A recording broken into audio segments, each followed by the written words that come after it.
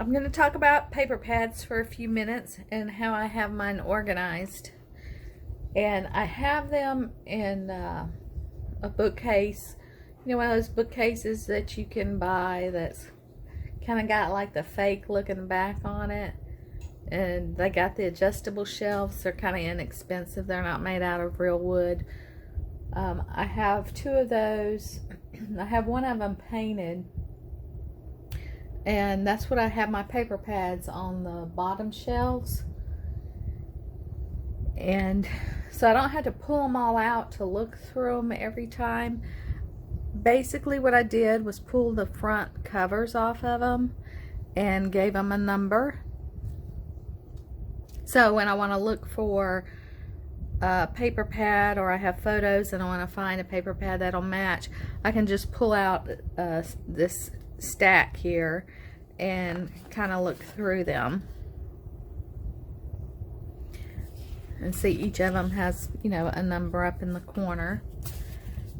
That way when I find the paper pad that will work with what I have, I can just go and pull that paper pad by the number, is because I have, let me turn it this way, I wrote the number here on, here on the edge of the paper pad. I have the number written here, the corresponding number. So that is how I have my paper pads stored. And so I had these pictures from when we went to the beach, and this is pictures of the place that we stayed at. I have a couple more I need to print out.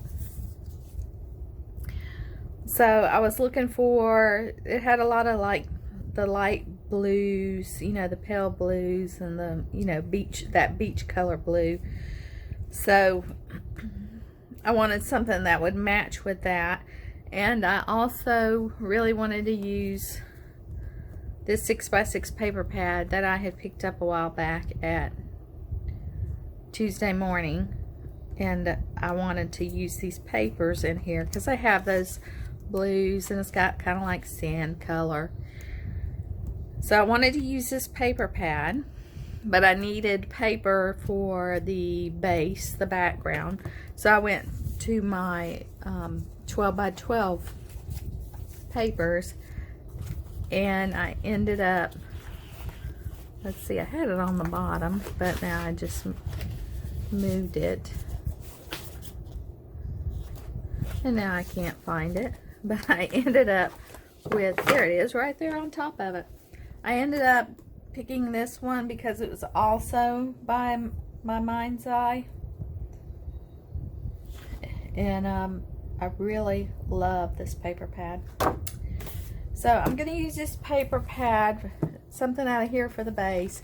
And then I'm going to use these for the 6x6. And I'm going to use sketches, or pick a sketch out of my sketches from Scrapbook Generation. They had a couple of 6x6 paper pad classes, and then they had one that I just printed out that I'd purchased on National Scrapbook Day, and it was one from their We Create crop.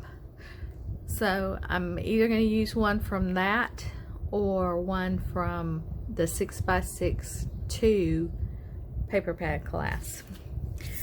So when we come back, we will see what I've done. See you in a bit. Okay, I'm back with my completed layout. I did choose the Scrapbook Generation sketch from the We Create 2018 classes with Allison Davis. This was a class that was at their crop that they held last year. So I believe what you got was the sketch and the papers to make a particular layout with those papers. So on National Scrapbook Day, they put these classes up for sale, the sketches, but you didn't get the papers. So the only thing that is different with the directions is they refer to some of the papers, you know, like use the blue scallop strip on this side, you know, so you just have to adjust for that. but it wasn't complicated at all. And here is my finished layout. It's a 2-page, and it's pretty much exactly the way the sketch was. So here's the left side of my layout. And this was a trip that we took for our 10-year wedding anniversary. We rented a part of a duplex called the Enlisted Mess Hall, and it actually used to be a mess hall for a fort that was there back in the 1920s. So it was really a nice place, and it was just so beachy feeling and inviting and relaxing that I just wanted to take some photos to remember where we stayed. And it had a beautiful screened-in porch around the side and the front with, you know, several sitting places. And I'd sit out there in the morning, but it was too hot the rest of the day because we went Memorial Day weekend. Our anniversary isn't until October, but we went that weekend because either in October it's going to be cold or it's going to be hot. You don't know what you're going to get. So we just went ahead and went in end of August. So what I like about the Scrapbook Generation sketches is you can get a lot of photos on a page. So if you want to document a lot of photos, I would suggest that you look at their sketches. They do have free ones. If you go to their site, you can download them. This is the left side of my page. It's pretty much 4x4s, 3x3, and then well, it's 1 4x4, 4 3x3s with 1 for the journaling. I die cut some circles, and I did not have a scallop, so I just made my own. I took this little circle punch and I punched these circles out of a craft color paper and glued them to the back, and that's how I made a scallop. So if you don't have a scallop die, that's one way to get around it. You just kind of have to make sure. I did have a problem on the other page, but I covered it up where I overlapped them too much, so they were kind of, the scallops were kind of squished together, but I was able to tuck that under a photo. And that's why I had the circle punch out, to give you that little idea. And another problem that I ran across when I was making my page was my fine line bottle. And I never had this happen before. Started leaking glue down here at the base of the tip, and it's probably caused by, I left the cap off and let it get hard, and I ran it under some hot water and was able to push the dried glue out. And after that it started leaking, and I kept wiping it and kept wiping it, and then I thought, well, what would happen if I just let that glue that leaks, let it dry and let it be?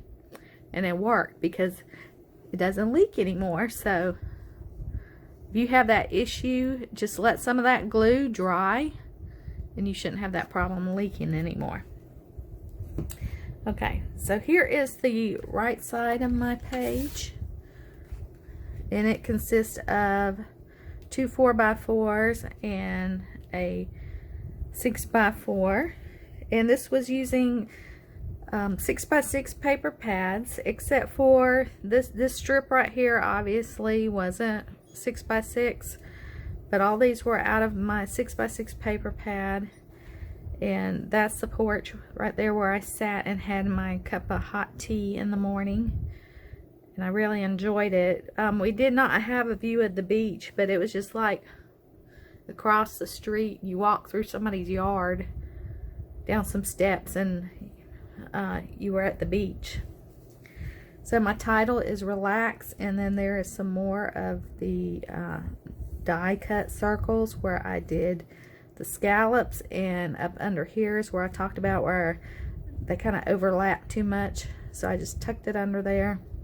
This was supposed to have a scallop around it, but by the time I did 3 of them, I was tired of it. I did some stitching. I used this variegated floss for the stitching, and I just used 2 strands, and so you can kind of see the color change in it as you go around the circle from lighter to darker. And then my other little tip that I have is when you're using a lot of patterns close together like this,